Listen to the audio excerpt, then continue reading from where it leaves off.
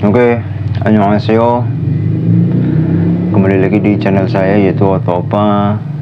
Kemarin saya telah menjelaskan apa itu konsonan, apa itu hangul, apa itu hangul, apa itu konsonan tunggal, apa itu konsonan rangkap, terus apa itu vokal tunggal, apa itu vokal rangkap. Oke, hari ini saya mau menginfokan aturan pelafalan bunyi yang ketika ketemu 3 trial itu bagaimana. Langsung saja cekidot.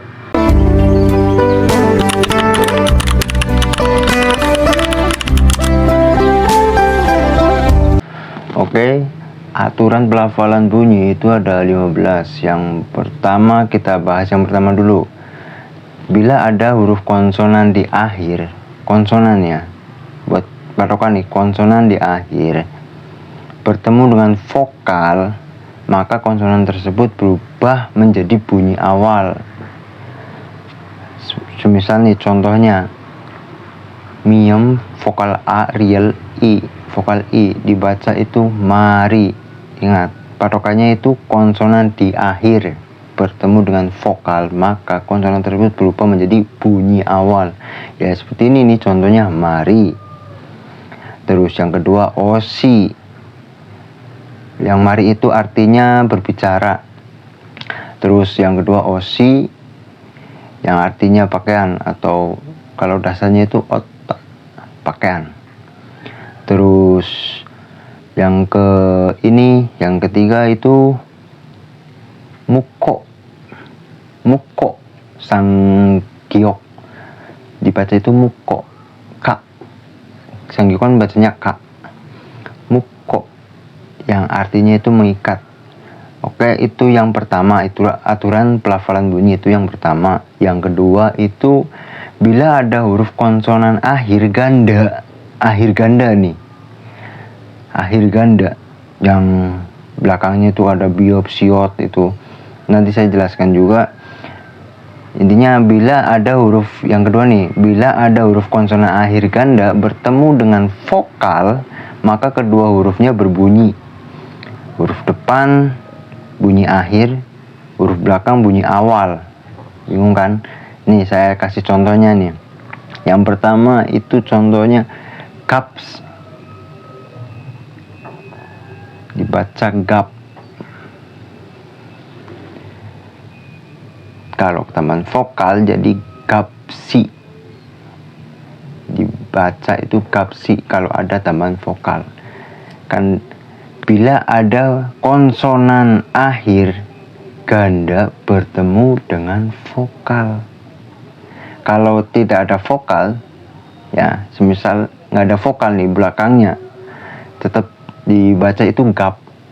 Tapi kalau ada vokal kayak I atau A atau E, itu jadi bacanya itu gap si. Semisal nih gaps, kan yang pertama nih gap, tak ada vokal bacanya gap, terus ketambahan vokal I jadinya gapsi yang artinya itu harga. Terus yang kedua an, bukan anj, bukan, tapi an kan nggak ada vokal tuh, jadi dibaca itu an saja. Kalau ketambahan vokal kayak vokal a, yo, tambahan nih jadi anjayo. Anjayo yang artinya duduk, kalau dasarnya itu anta. Oke, yang ketiga itu contoh ketiga itu ik, bukan ilge, ilak, opo ilak. Il yang dibaca itu ik. Kalau tidak ada vokal itu bacanya ik saja. Tapi kalau ada vokal ketambahan i atau o atau yo itu nanti bacanya jadi gini.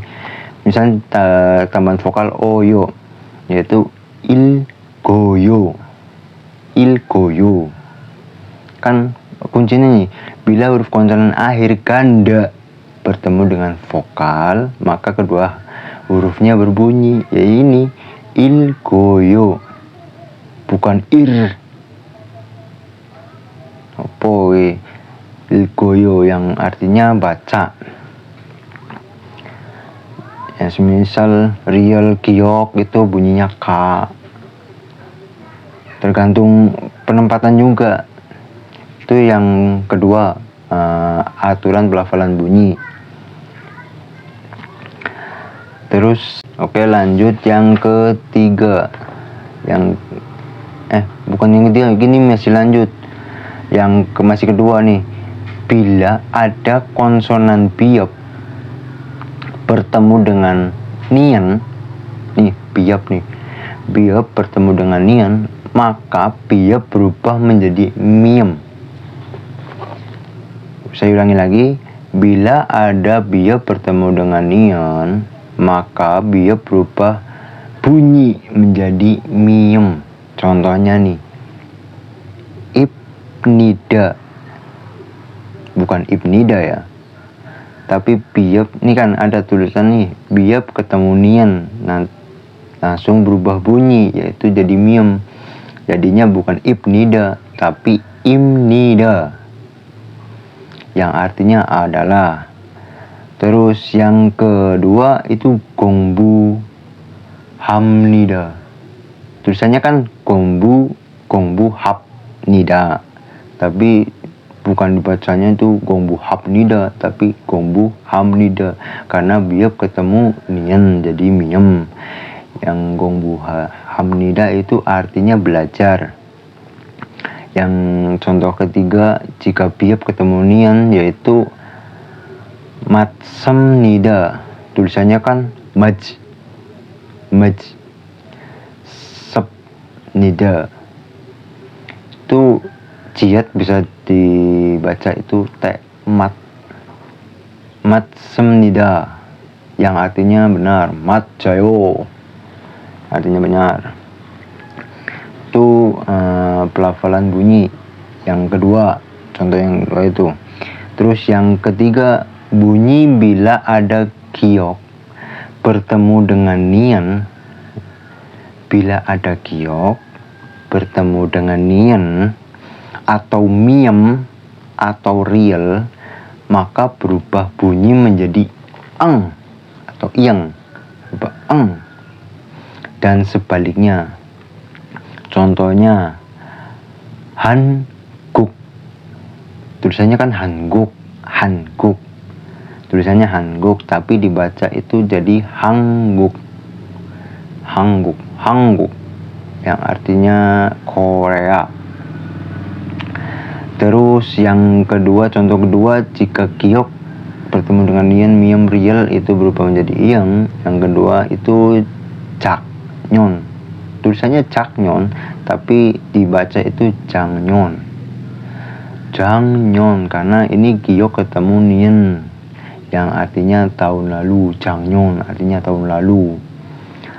Terus contoh yang ketiga itu, jika giok bertemu dengan nian, miem, dan real berubah bunyi menjadi eng. Yang ke ini yaitu pakmulguan.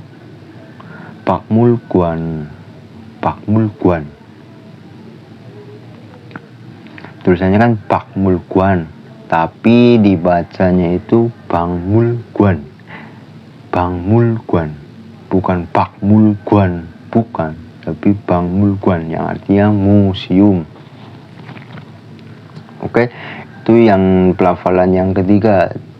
Yang pertama itu pelafalan yang pertama, bila ada huruf konsonan akhir bertemu dengan vokal, maka konsonan tersebut berubah menjadi bunyi, yaitu yang seperti tadi. Itu yang pertama itu yang kayak mari, terus osi, bab, terus moko, muko, gitu. Terus yang kedua itu bila konsonan akhir ganda, itu yang pelafalan bunyi yang berakhir ganda, yang itu kapsi, gap, anta, anjayo. Terus yang ketiga itu yang biop, bukan, yang selanjutnya masih dua, itu ketika biop ketemu nian itu, maka biop berubah menjadi m, ya imnida, hamnida. Terus yang ketiga ini, yang tadi itu giok bertemu dengan nian, miem, real, maka berubah bunyi menjadi eng. Semisal nih, hanguk, jangnyon, terus bangmulguan, yang artinya museum. Oke, yang keempat, bila real di akhir bertemu dengan real. Nah, real di akhir bertemu dengan real, maka berubah bunyi menjadi al ya. Misal palayo, bukan parayo tapi palayo yang artinya cepat. Pali ya. Terus yang contoh kedua, jika real ketemu real, yaitu molayo, bukan morayo tapi molayo yang artinya tidak tahu. Terus yang contoh ketiga itu ketika real bertemu real, yaitu esekoraito, tulisannya esekoraito tapi dibacanya itu esekolaito yang artinya eskalator. Esekolaito. Oke, yang pelafalan bunyi yang kelima, bila ada real bertemu dengan nian, maka berubah bunyi menjadi L. Yang kelima nih, yang tadi kan real ketemu di akhir bertemu dengan real. Terus yang ini, bila real bertemu dengan nian, maka berubah menjadi L. Real ketemu real jadi L, terus real ketemu nian tetap jadi L. Contohnya nih, solnal, tulisannya kan solnal tapi dibaca itu solal yang artinya itu hari raya Imlek. Terus contoh yang kedua, jika real ketemu dengan nian, yaitu sinrang, tulisannya sinrang tapi bacanya silang yang artinya mempelai pria. Terus yang contoh ketiga, jika real ketemu dengan nian, maka berubah bunyi menjadi L lagi, yaitu nanro, tulisannya nanro tapi dibaca itu nalo yang artinya itu penghangat ruangan, bukan nanro. Tulisannya emang nanro tapi kalau dibaca itu karena ini real ketemu nian jadi nalo yang artinya penghangat ruangan. Oke, untuk yang ke-6, 7, 8, 9 itu pelafalan 9, 10 sampai 15 nanti next upload. Jangan lupa, ini terima kasih yang sudah nonton. Jangan lupa like and subscribe dan komen, karena komen itu sangat penting juga. Karena ada komen jadi ada saran buat channel saya juga. Terima kasih. Assalamualaikum warahmatullahi wabarakatuh. Annyeonghaseyo.